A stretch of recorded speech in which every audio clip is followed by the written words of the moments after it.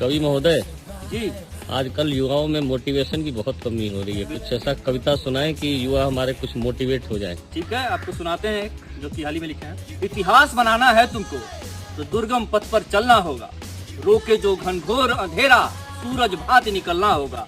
जब तपता है सोना तभी आकार अनेकों लेता है, जब तपता है सोना तभी आकार अनेकों लेता है। जो तपता है वो पाता है, जो सोता है वो खोता है। इस जगती में है कौन अमर, इस जगती में है कौन अमर, क्या तुम्हें अमर हो जाना है? तो चलो लक्ष्य पर टूट पड़ो, तो चलो लक्ष्य पर टूट पड़ो, अंगारों से टकराना है।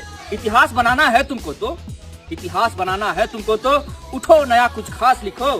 दीनहीन होकर क्या जीना, उठो स्वयं इतिहास लिखो।